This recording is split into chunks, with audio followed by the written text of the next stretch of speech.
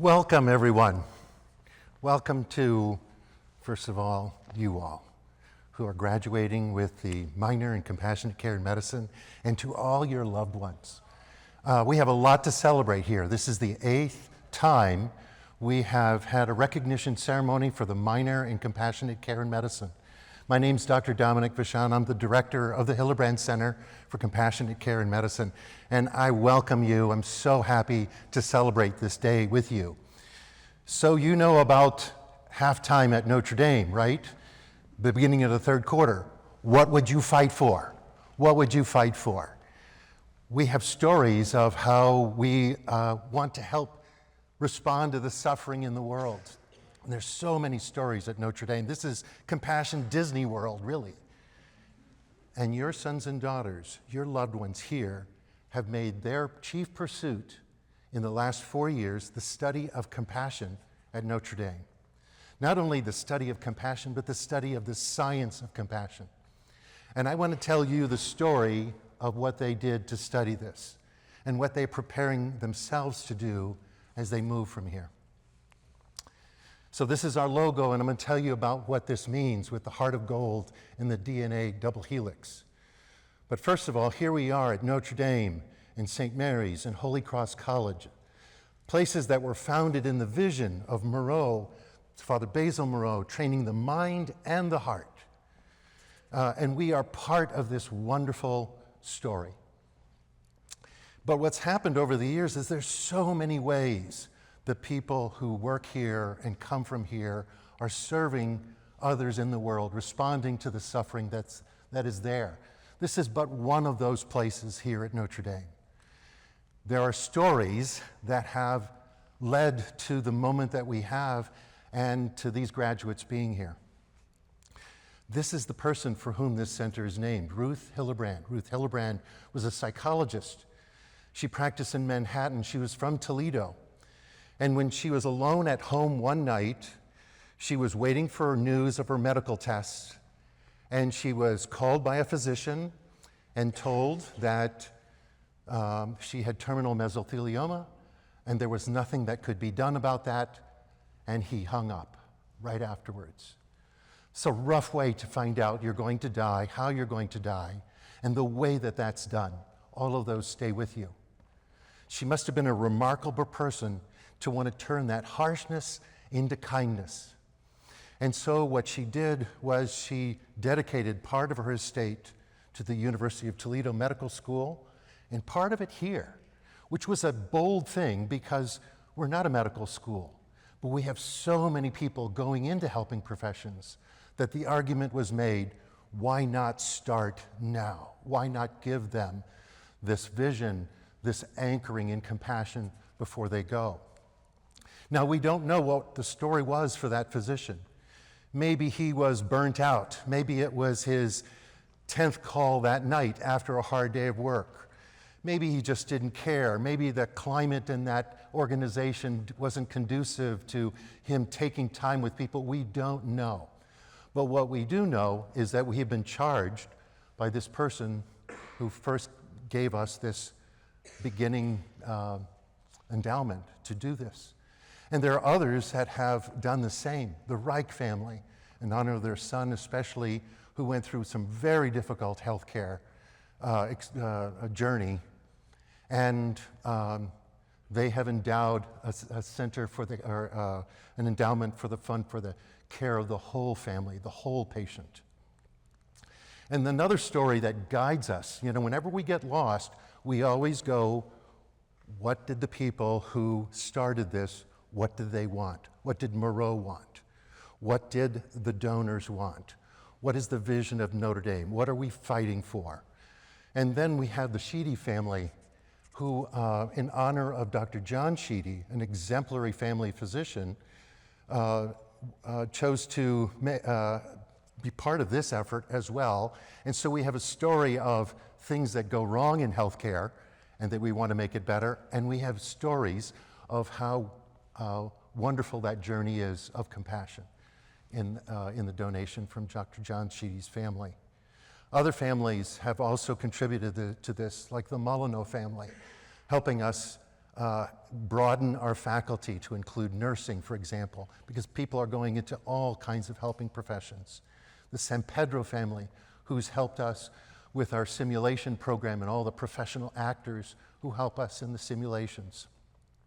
Because our mission is this, to restore a spirit of compassion in healthcare by advancing the application of the science of compassion at every level of medical training and practice to transform clinician well-being and patient care. So let me tell you a little bit about what they've studied and what we get to be a part of. What a daring thing that the College of Science and Notre Dame has committed themselves to. We get to be part of that. At the root of it, for those of you, I can see the students here going, oh, I've heard this lecture before. Don't worry, it's a very abridged one. But I want to give them a sense of what you've dedicated yourself to. This here is a picture of one human being caring for another, probably a man who is dying. We don't know if she's a loved one, a nurse, a friend, we don't know. But what we do know is that this picture here captures what it's like to be a human being. That when we see a loved one or another human being, a living being, going through suffering, there's something in us that wants to respond. And if we do respond, that's compassion. So that's part of being human. But what's happened, especially since 2012, is that this has become a much more scientific pursuit, where we didn't invent compassion here at Notre Dame. We are studying something that's as old as human nature, and we're using biology, we're using neuroscience, we're using psychology, anthropology, and the other sciences. So compassion's always been there as human beings. A lot of people have discovered that we human beings have survived and evolved because we were compassionate with each other. That because we care about the suffering in each other, that's what made our species survive. So we're built for compassion. And when we oppose that part of us, we're not happy, we die. So just like the Hubble telescope didn't create distant galaxies, it helped us see what was already there. And the James Webb telescope is the same, helping us see that which was already there, but which we didn't know was there. And that's what's going on with the study of compassion. There are people who have been living the life of compassion for thousands of years. We didn't create that. But what we found is, here's how essential it is to who we are. And ways that we're training people who go into healthcare, things that we've been doing have been not exactly the way we were made. And so this science is helping us get people ready or keep going in this very important work. So we're built for compassion. We're built for it. In our minds, whenever we are moved by the suffering of another person, we feel it, we think it, we want to do something, and we respond. Our whole brain is like this magnet behind iron filings. It just organizes us in such a way that we want to respond to that suffering. We respond to that suffering and we're not overwhelmed by it. And this is what our brains look like. Every human being, when we care about someone else, the red parts are the emotional pieces, the blue parts are the thinking parts, and that green part is the compassion network. Because the way the brain is built, when we care for another human being, our brain registers that as a positive emotion. What would you fight for? That's who we are. And so these students have learned about the science of compassion, that the science shows us already that compassion leads to better patient satisfaction and better medical outcomes. It leads to better well-being in the clinicians, and actually organizations do better as well. There's no study out there that says that compassion leads to more burnout. In fact, it's system factors that lead to burnout, not compassion. Compassion is our lifeline. So here at Notre Dame, the bold move is to look at what they're doing as the foundation for all their later training. So that this doesn't begin when they leave, this has already begun, this formal training in the science of compassion. And what they've been doing is they've been training their mind and heart. They've been learning about it with their heads, and they've been learning about it and forming their hearts. Now, this is, you don't have to get the minor to understand this. This cartoon captures everything we do. Here we have a surgeon who is coming out of the OR and says to the loved one in the waiting room, "The nurses and technicians did all they could. I just wasn't into it." You ever met somebody in healthcare or somebody helping you who is not into it? That's what we mean by compassion. What we mean by compassion is that you have your gift, your gifts, your smarts, and you give it to the person in front of you. Compassion and competence are one and the same. We really are, we think, doing a new paradigm of medicine that's a lot like the periodic table. You know, you can study hydrogen and nitrogen as two different things, but what science of compassion has done is helped us bring all the elements together. And those elements are what's going on inside you when you're with somebody who's suffering. How do you best use your medical knowledge and your experience? How does the patient and the loved ones experience you? How do you hang in with this work over a long period of time? And when you walk in the room, is that room better because of the way you walked into it? That's what we do here, and we call that the science of compassion paradigm in medicine.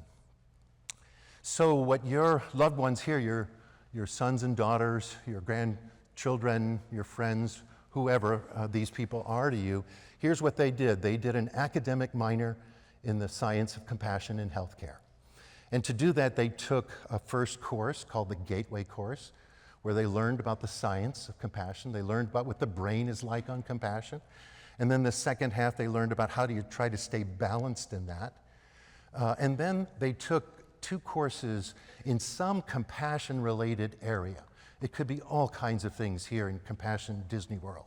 There's so many wonderful things to pursue, and they picked 2 of those courses along that line. They took an experiential course. There's a number of things that they could do. Among them are courses in medical counseling skills and cultural humility, where they learn how to help that inner desire to care for somebody show up and be felt by the patient who's in front of them. And then they did a capstone project where they picked a project of their choice and they review the literature on it, whatever was of interest to them, and they studied it in a scholarly way. And that's going to be the heart of what we do today. What we're going to do in a few minutes is I'm going to tell you who these people are on the stage. And then the main part of this celebration is going to be to enjoy what they have done and be inspired and supported by their wonderful work.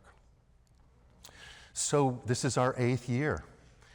This began in 2019, actually 2018, thanks to a lot of hard work of a number of people here who helped us figure out how to do this. When we were beginning this in 2011, we just had a menu of courses. We thought, people in pre-health don't have time to study, to get another, we didn't even think in terms of minor. And then we started having complaints by students who said, we'd like to do a minor in this. And I actually said, why do you want a minor in this? I'm so sorry, you didn't know that. I'm so sorry. But I actually said, what do you want a minor in this for? And they said, this is what we want. And so I want you to know that the big driving force here has been the students. The students have taken this from the beginning and pushed it toward the minor and have kept pushing it in this wonderful positive way. And every year we get new ideas that come from them. We get amazing projects that they have done. And for the last 15 years, we've tracked people who have gone on and they're doing amazing work, amazing things for people who are suffering in the world. So we celebrate 62 people this year who have gotten the minor. Now, when we checked with people who have graduated, the results are kind of stunning. Like this one here, when we asked how much did this get duplicated in medical school and didn't add anything, or did it add more than what you received later on? 11% said, yeah, it duplicated it, but it was worthwhile. Nobody said it didn't add value, but most people said it gave me something over and above what I got in medical school. And that's true of other helping professions as well. The other thing that people have told us who graduated is that this work that they did here made a big difference in their patient care in the future. That's amazing. That's amazing. And with that, this kind of approach is growing. We've done workshops on this, and students who have taken this in other places have really extended the work. And again, it's not telling people how to be compassionate. It's telling people the compassion's inside you. Protect it, cultivate it. That's the key. That's our lifeblood. So these are some pictures of what some of the courses look like. We didn't get this wonderful 7th floor Corbett Stadium classroom this year. I don't know what we did wrong, but 7th floor, there's a number of you. How many of you were in the Corbett? Yeah, so most of you were in the Corbett with Dr. Callahan. We were in this 7th floor. This was a wonderful place, but this is a big class where we do science of compassion, and we're training our minds and hearts, and even our bodies, and I'm going to show you that in a second. This is Dr. Mark Sandock, one of our physician adjunct faculty. We did our first class in Ireland, and I think we have one graduate who went, and this was our first course in Ireland last summer. We do belay training. Now, people are a little surprised when they open the syllabus and they see that we're going to do belay training. But belay training is you're rock climbing, and the person who's at the bottom holding the ropes so that if you fall, they catch you. We train people to be the belayers because it occurred to us, when we are supporting other people who are patients, we're really like the belayer. Like if all goes well, you just the other way. We let the rope out, but if they fall, we catch them. And that's what we do, and we meditate on that. We meditate on this action of being a belayer, being somebody who is a safety if that person falls. And all the lessons are right there for being compassionate. We do a course, this is one of our experiential courses, medical counseling skills. We have a core of actors. And we do all the things that programs in medical school skip or don't spend time on, and we take time to do that. And we have actors who help them learn how to do the basics of medical communication and basic medically focused counseling skills. We have another course, Cultural Humility, which is also on that same line. And this is a picture of Professor Lax Walker right here doing one of our first role plays on trust and the fear of, will you treat me well if I'm a different race? We do a course in Introduction to Palliative and Hospice and Palliative Care. We have the Pathos Project, which is a course that predates the Hillebrand Center, where we focus on what does it mean to be present to others? What does it mean to be person-centered?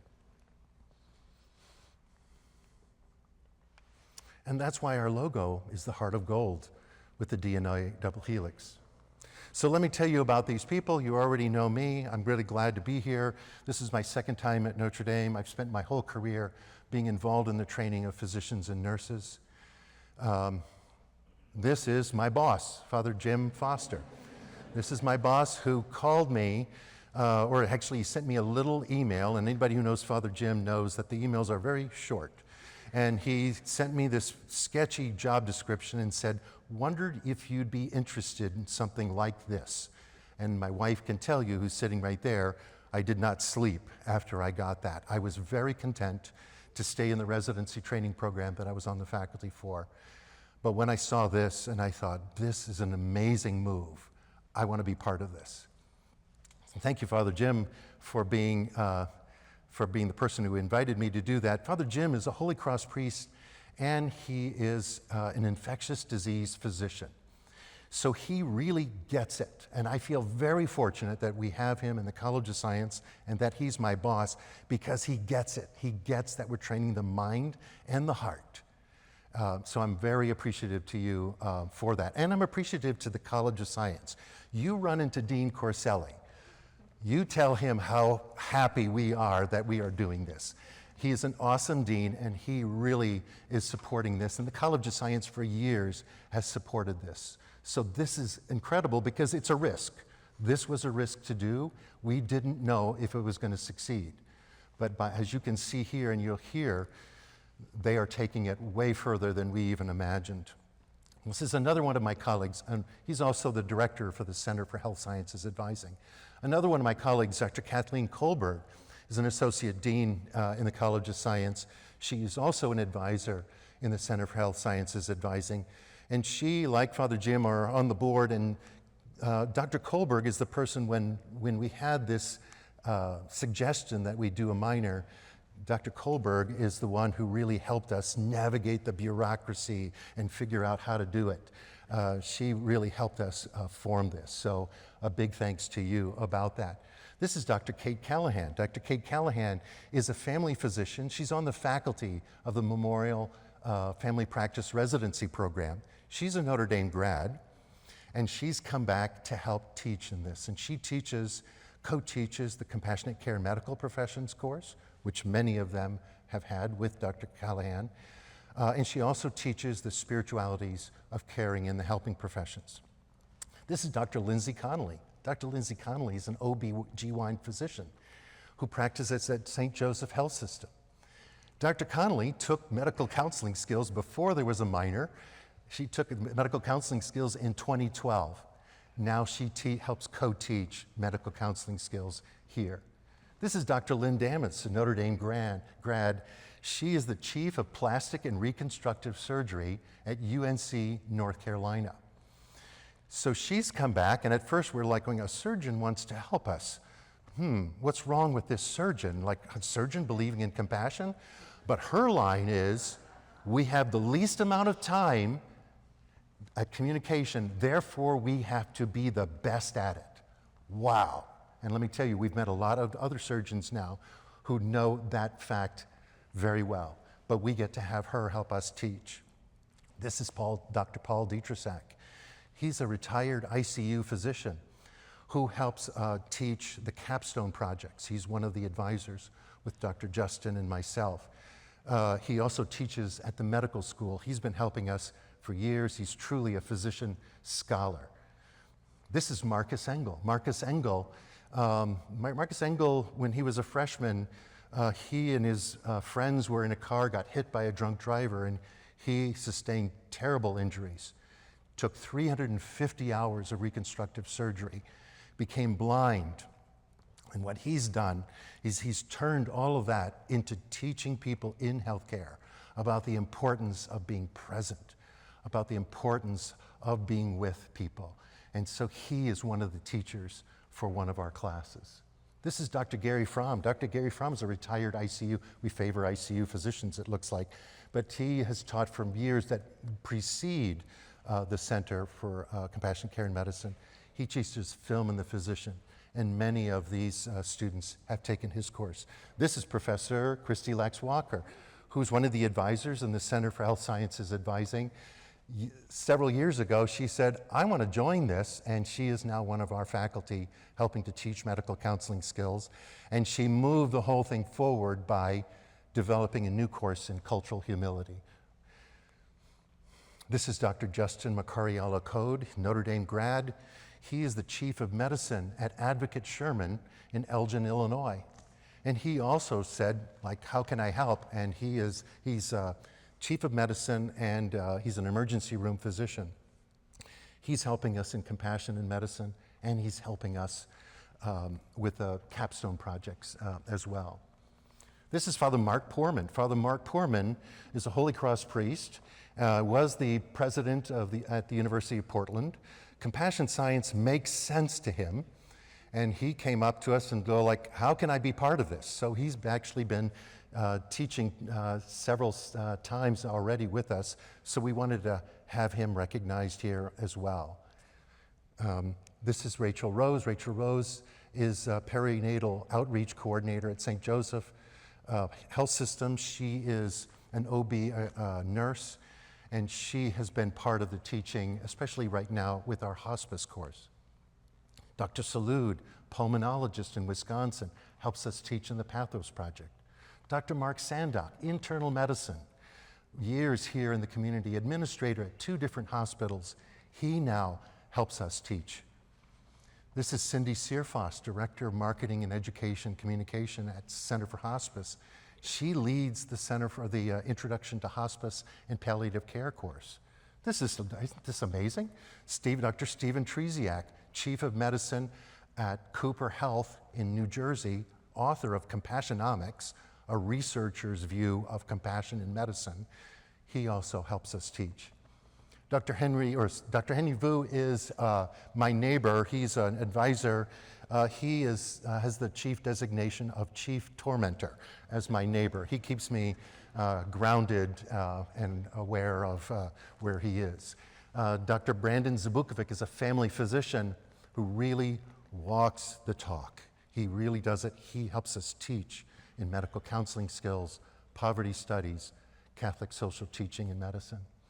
And then Rose Carroll, who is right here. Rose Carroll has worked with us for 8 years as the Operations and Strategic Coordinator. In a little bit, we're going to have a little celebration about her, but she's the Operations and Strategic Coordinator who just retired about 6 weeks ago and has been onboarding our new person, Megan Gallagher, whom we welcome and are so glad to have her.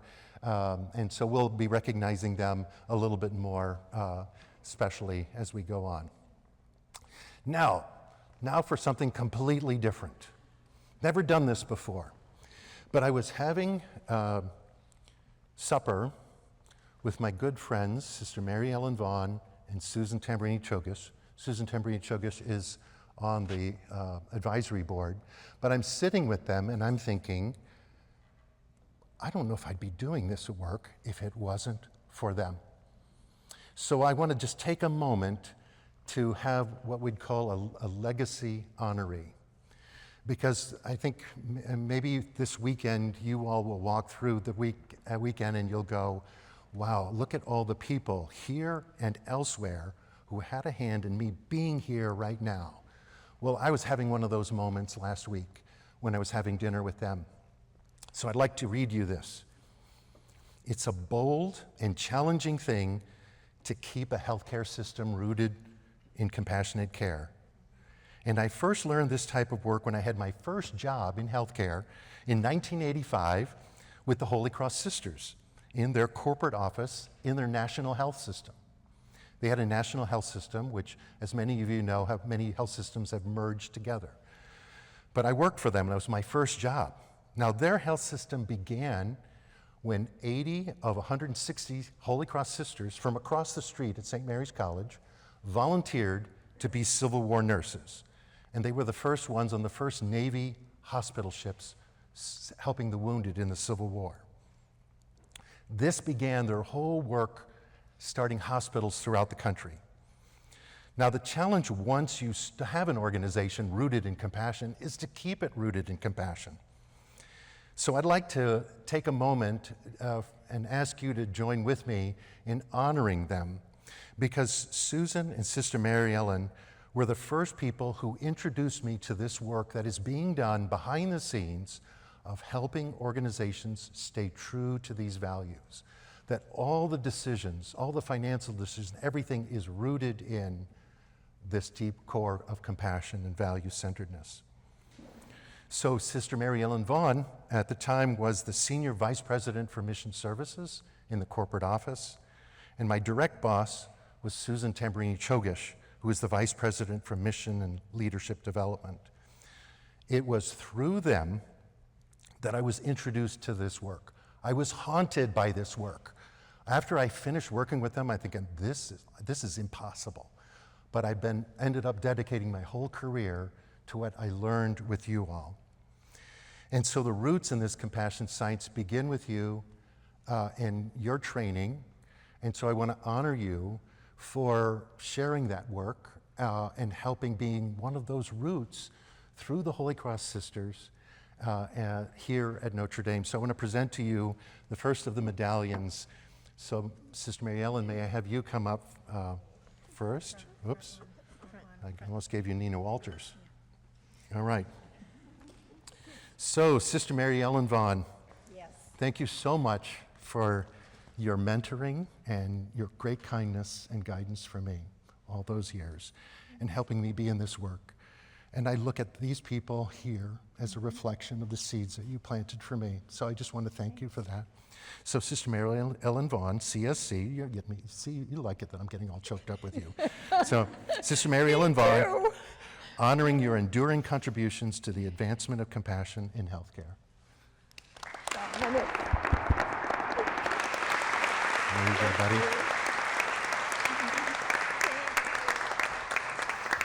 Susan, we called each other initials, which is very depersonalizing. So Susan is T. And he's D. I'm D. Mary Ellen is V. I wanted V, but she took it already, so I'm D. So Susan Tamburini Chogish, thank you so much for taking a risk on me, a new grad who learned all the ropes through you, and deeply appreciate all your mentoring and guidance then and now, honoring your enduring contributions to the advancement of compassion in healthcare. Love you. Okay.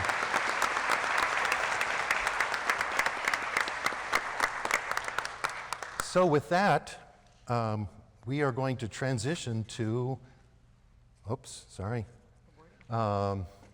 You get a little advanced publicity there, Ethan. All right. All right, so now this is the high point of the program here. What we're going to be doing is having each of the graduates come up to get their medallion honoring their work in compassion, their rootedness in this, their willingness to do that same thing and pay it forward.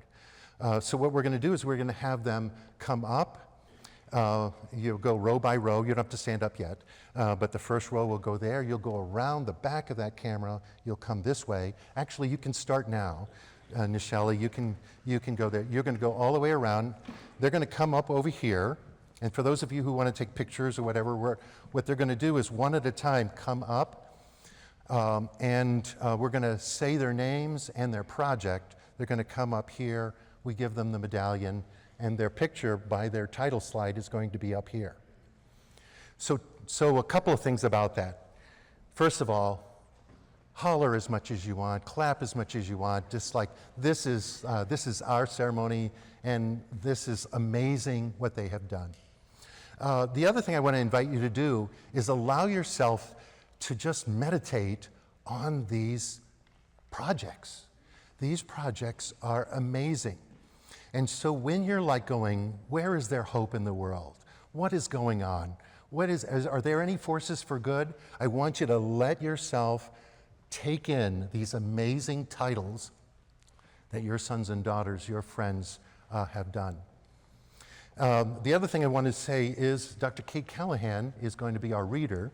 And Dr. Kate Callahan, as you know, because of the raising of the hands, was one of their main faculty in the compassionate care and medical professions. So Dr. Callahan, thank you very much for being the reader. She's going to read their names and their project. And I guess I should give this to you. Oh, great. Yep. Okay. Perfect. Let me get a drink of water.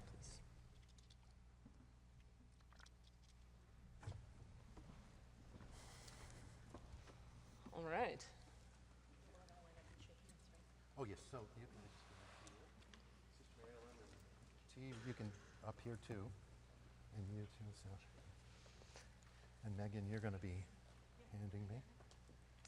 Awesome. Right. Yeah, you can come up just a little bit there.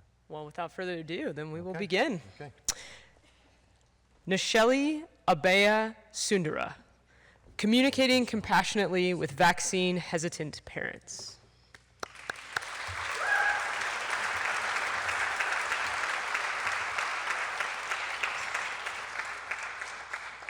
Ethan Augustine, postpartum depression in fathers of NICU babies, the role of compassionate care in supporting paternal mental health.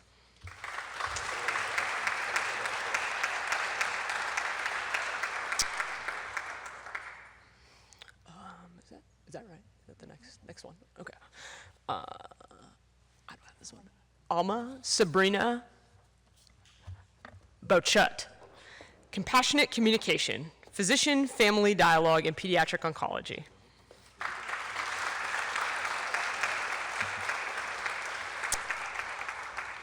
Yvonne Cabrera, The Compassionate Mental State and Physician Practice in Interactions with Patients of Limited English Proficiency.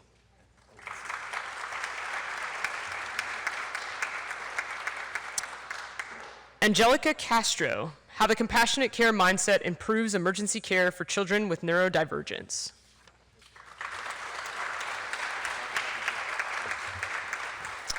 Christine Chen, AI and Compassionate Care in Medicine, Human-AI Collaboration in Ethical Patient-Centered Care Approach.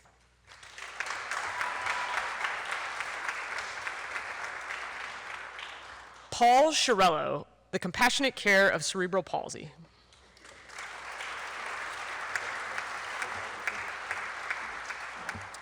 Molly Conroy, Compassion Across the Ovarian Cancer Continuum.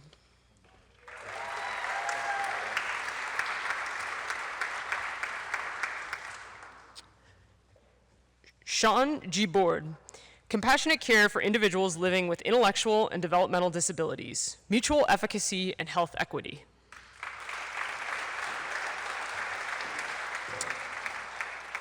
Cole Curtis, Reducing Uncertainty as Compassion, a Model of Postoperative Care.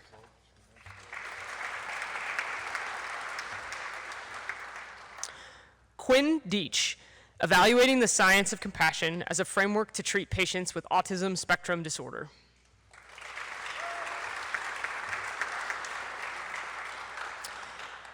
Ethan Jerome DeMano, Compassion and Quality Long-Term Care, Addressing Population Aging Challenges.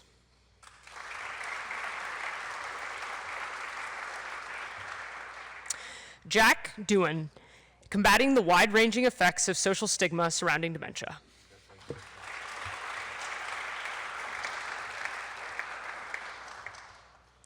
Aiden Christopher Akizian, The Impact of Physician Compassionate Care on Mood Disorder Diagnosis, Treatment, and Crisis.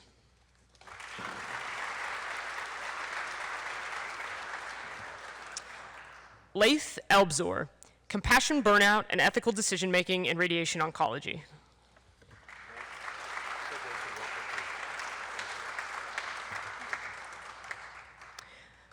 Elizabeth Margaret Fesco, The Human Behind the Image, How Compassionate Care Could Enhance Patient Experience in Medical Photography.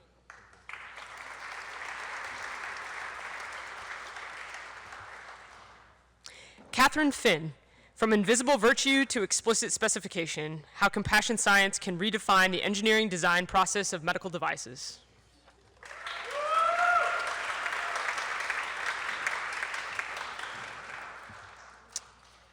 Sarah Garris, Compassionate Care in the Intersection of Gender and Medicine, Bridging the Gender Gap Through Empathy, Communication, and Trauma-Informed Practice.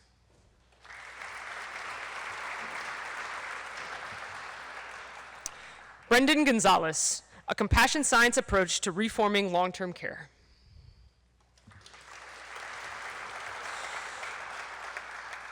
Renzo Gutierrez, Reducing Burnout and Maladaptive Self-Care in Medical Students Through Self-Compassion.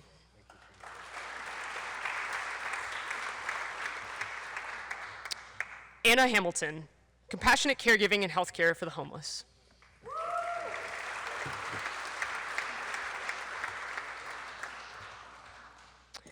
Claire Hoban, Bridging Gaps in Rural Healthcare, a dual framework of compassionate care in medicine and Catholic social tradition.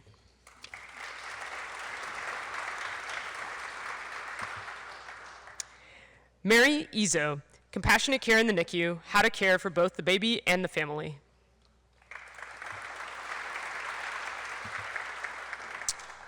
Mia Grace Keener, Compassion in Physical Therapy, especially Pediatrics.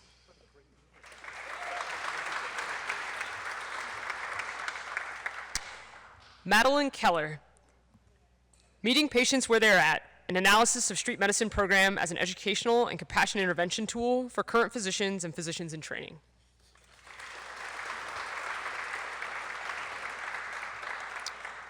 Ryan Kelly, Organization Compassion as a strategy to prevent substance use disorders among healthcare clinicians.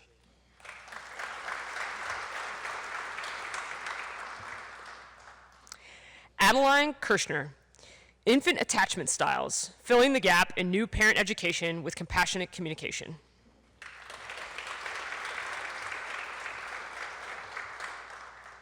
Jordan Lam, how establishing human connection through compassionate care enhances the patient experience in individuals experiencing homelessness.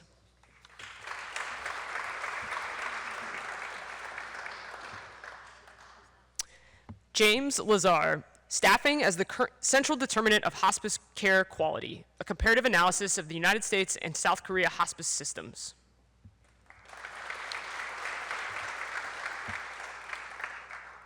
Grace Eleanor Leeson, physician illustration, a tool for compassionate communication and exploration of how drawing during doctor-patient interactions improves communication.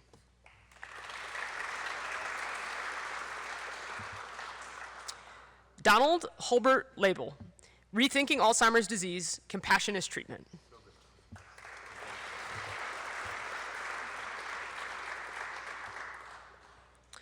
Jillian McKnight, how understanding pain, neurobiology, the polyvagal theory, and biopsychosocial model improves patient outcomes.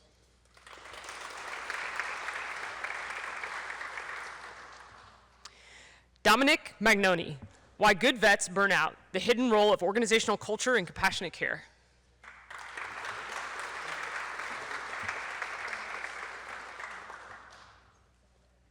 Camille Ann Ichano Martinez, encountering housing insecure populations with compassionate care.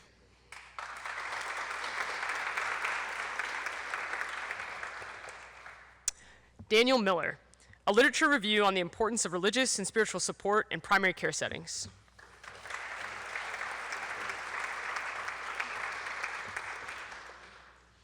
Sarah Mima, a compassionate clinical framework within pediatric anesthesia, anxiety, communication, and postoperative outcomes.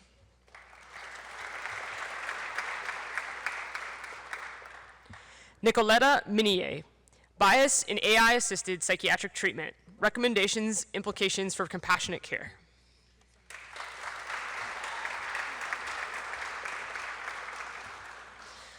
Michael Morrissey, compassionate care for disordered eating in adolescents with type 1 diabetes.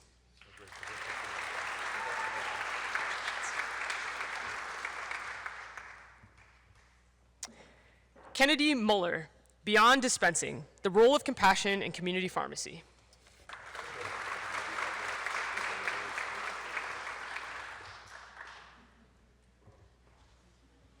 John Ryan Nelson, empathy education for adolescents and the integration of empathy in secondary classroom curricula.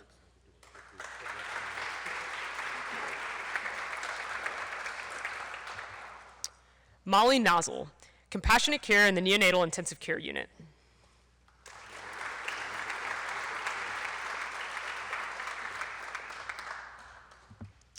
Kahindi Oseni, bridging the gap between patient pain and clinical perception in the care of sickle cell disease.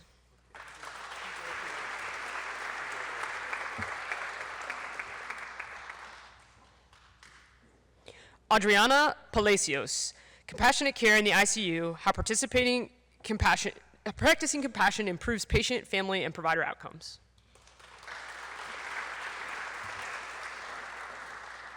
Phoebe Phillips, improving the birth experiences of women in America with compassionate care during labor and delivery.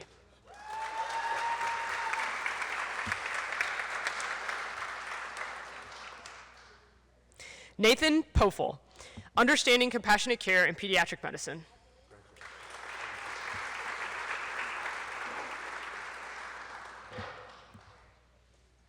Madison Elizabeth Prenny, compassionate care in emergency medicine, impact on patient and physician well-being.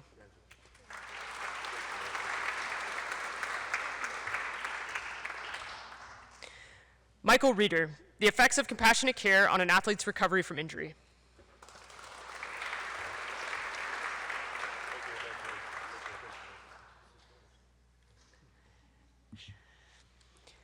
Kristen Rizkali, compassionate care in pediatrics to improve patient experiences for children who come from non-traditional families and incarceration.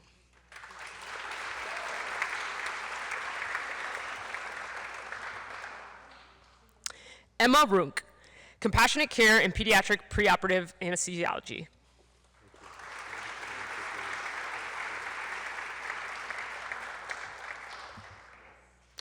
McKenna Schroeder, the influence of workers' compensation on the patient experience and how compassionate care can combat negative experiences.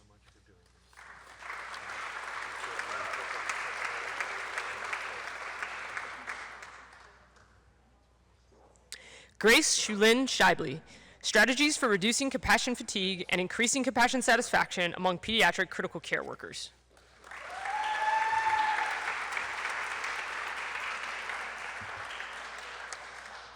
Elizabeth Michelle Sinnott, strengthening rural healthcare through compassion impact on patients, clinicians, and the system.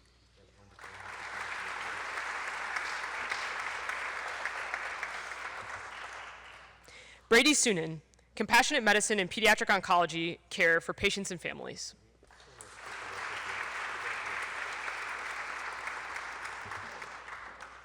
James Foyle Stevens, how physicians use the science of compassion to help aid the recovery of athletes.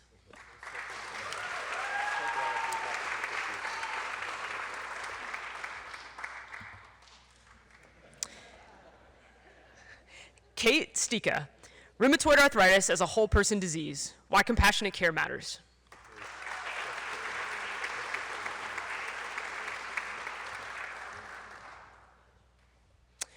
Elena Thorne, artificial intelligence and clinical algorithmic medicine from a compassionate lens.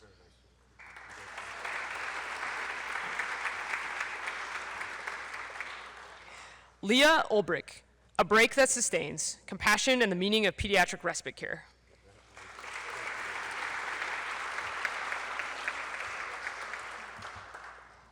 Megan Velasco, compassionate care and pediatric oncology.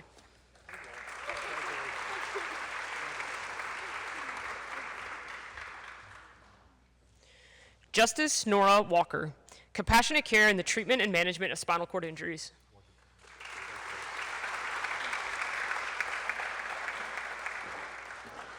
Nina Walters, leading with compassion, a clinician's response to eating disorders.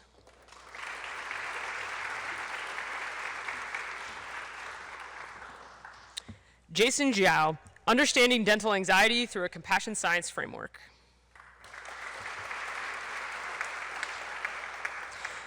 Liam Joseph Zadar, compassion and end-of-life care in the medical ICU.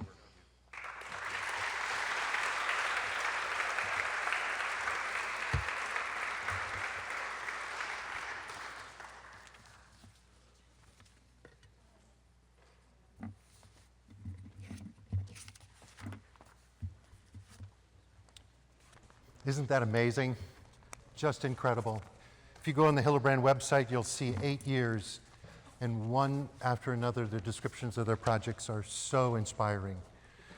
There's a number of projects that we want to recognize with the criteria of their creativity and their innovation and moving the field of the science of compassion in healthcare further. We have their slides. So our first one, go ahead. Nisheli If you want to come up. Yes. Abea Sindere, communicating compassionately with vaccine-hesitant parents. Congratulations.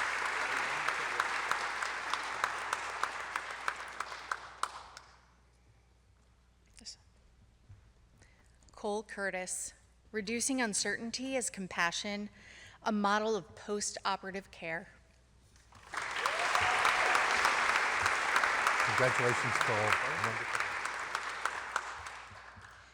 Katie Finn, from invisible virtue to explicit specification, how compassion science can redefine the engineering design process of medical devices.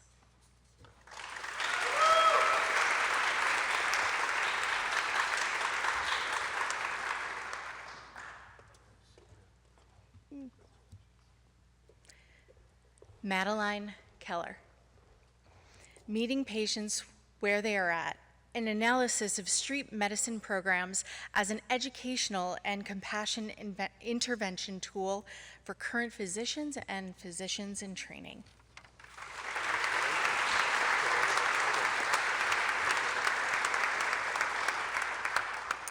Grace Leeson, physician illustration, a tool for compassionate communication. an exploration of how drawing during doctor-patient interactions improves communication.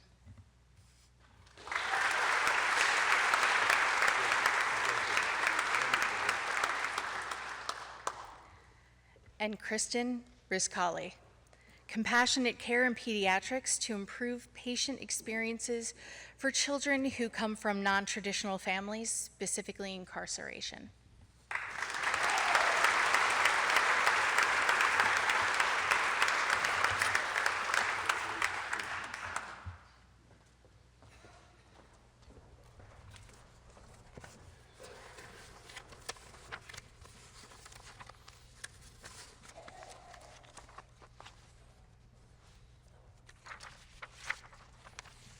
So that was very difficult to do, to decide that, as you can imagine. Those were 6 projects. But Dr. Macariola and Dr. Dietrich and I really stayed close to the criteria, but it was very difficult. And I just want you to know that we treasure every single one of these wonderful projects.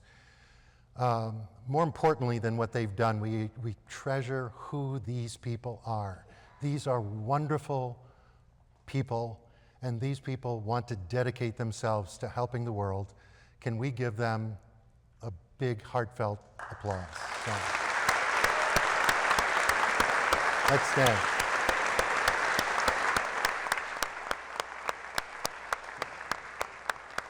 That's all right, let's do it again.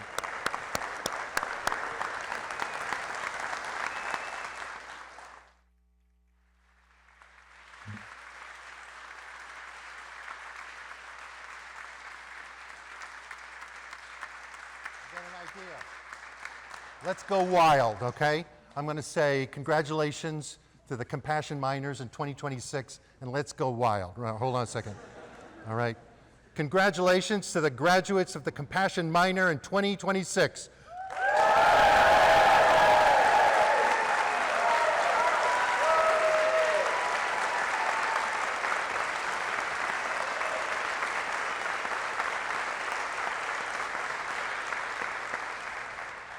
We didn't do that at my graduation.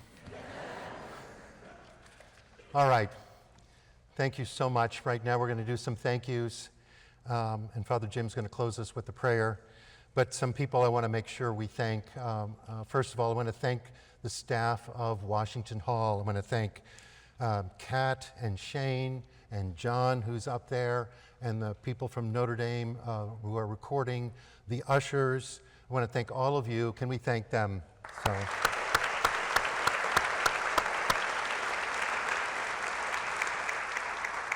There are people who aren't here who helped with the setup of this, the Hillebrand Center interns, the staff in the Center for Health Sciences advising.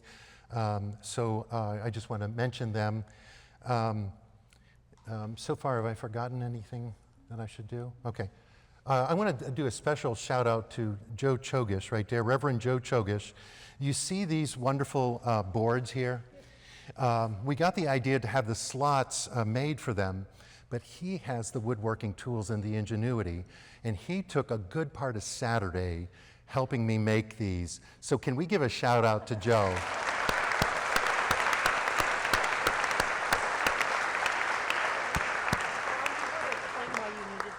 Pardon me? Do you want to explain? Yes, I will. I didn't want to say it at the beginning. I was afraid to jinx us. So what happened last year, we had these little medallions on individual plastic tripods on these tables. And so what happened at a certain point is we hit the table, something happened, and they dominoed. They dominoed. And we had to scurry around finding people. And the other thing, that they not only dominoed, but they slid in like a deck of cards being shuffled. They just slid in. So it was, so when that happened, we were all worried about that. Kat, who runs the Washington Hall, had it in her notes.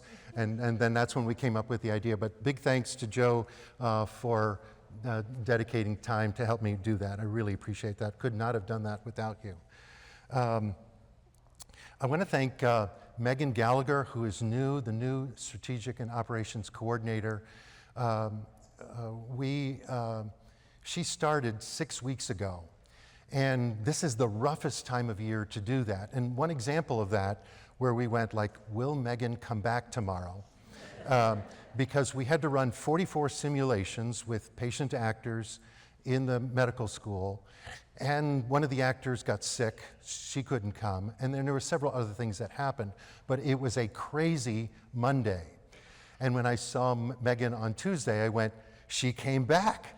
But she is awesome. She is a St. Mary's graduate, trained in organic chemistry, worked with Mendoza, Abbott Labs, and we get to have her. Can we give a welcome to Megan Gallagher?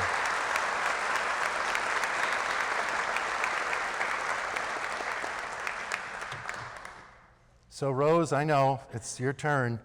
So Rose Carroll, we thought last year was going to be her last year. And she came with us to Ireland to help run that course. But then it looked like this position was in jeopardy of not being filled again. And Rose said, I'll stay on until that gets worked out. And it did get worked out, thanks to Father Jim and Dean Corselli and Kim Kirkpatrick. I really want to have a big thank you to Rose Carroll, and I know we've thanked you a lot, but in these 8 years that Rose has been the Operations and Strategic Coordinator, she's been here while the minor was born. And Rose loves everyone. Rose has shared that love with especially the students, but with all of us, and has really helped move this work forward. And there's a number of things that have been especially big accomplishments. One was we got this wonderful shirt with your leadership as well as the minor. But we've made something special for you, and I wonder if you could come up, that marks your 8 years. And it's a scarf, but I'm calling it a stole. But Wendy from Farmers Market made this, thanks to my wife telling me about her. But this has the shirt from 2000, when Rose started in 2018, and when she's ending this year. So we had to wait for the shirt to come out at late April. And then this shirt here, Fighting for Compassion in Medicine, this is one of the final projects that Rose really spearheaded. That's her capstone. So Rose, I want to thank you, and I just realized I have 8 roses for you in the refrigerator. But thanks so much. Really appreciate you.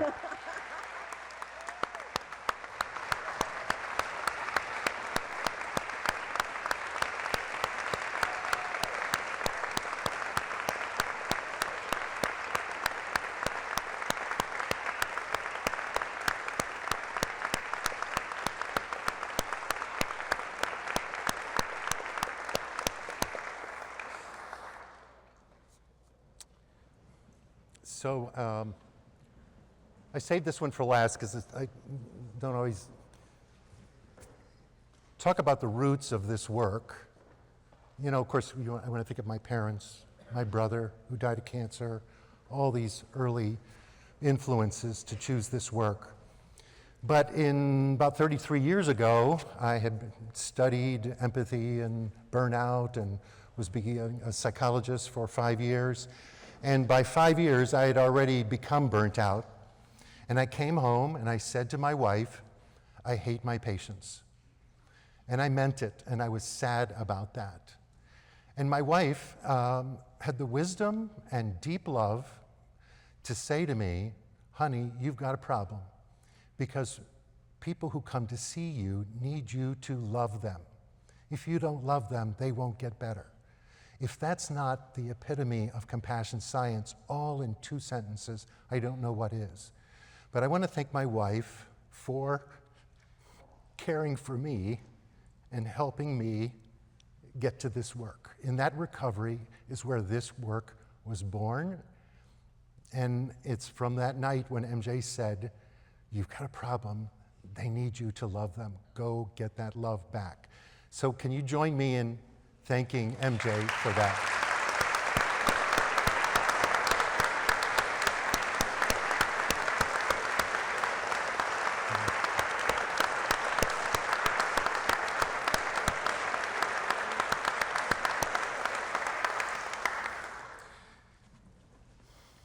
I missed anything?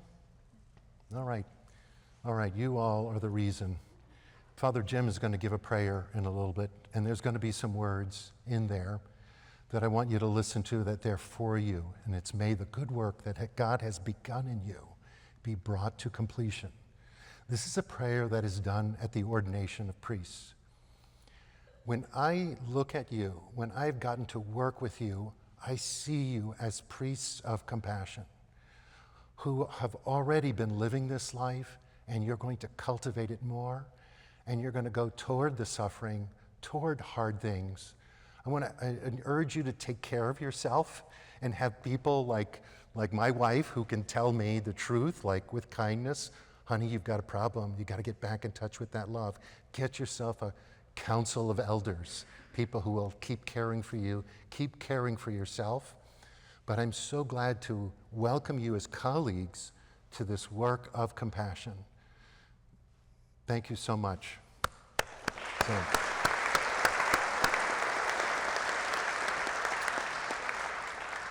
Boss, you're on. Okay, I'll turn it back to you. Let us bow our heads and pray for God's blessing.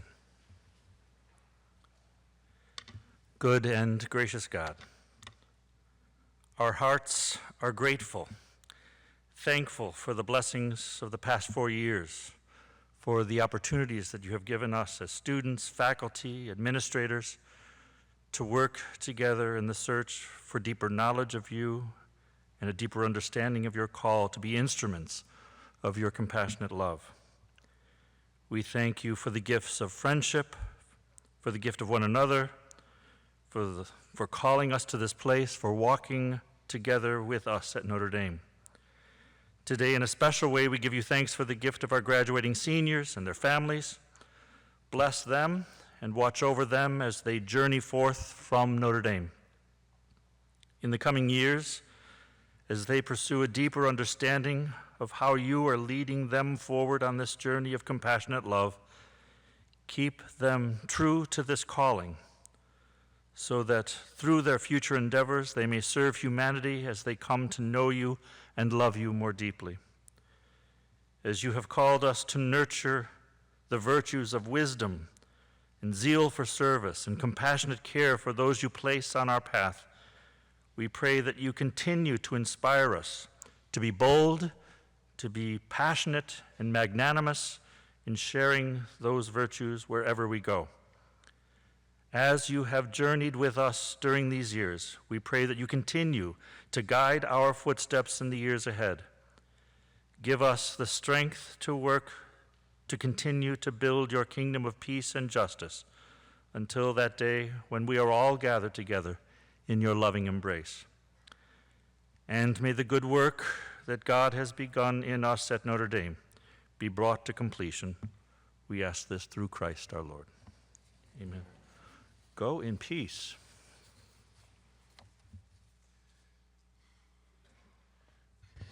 Thank you all for dedicating yourself to studying this, for the pleasure of your wonderful friendship.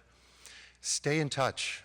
As you learn things, as you discover things, stay in touch so that we teach together and that we grow in cultivating compassion in ourselves and spreading that throughout the world.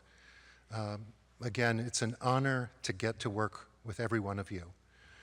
Make yourself at home here. We have this for a little while. If you want to come up and have your picture taken, we can move the remote a little bit or whatever, but have a great weekend, and thanks again.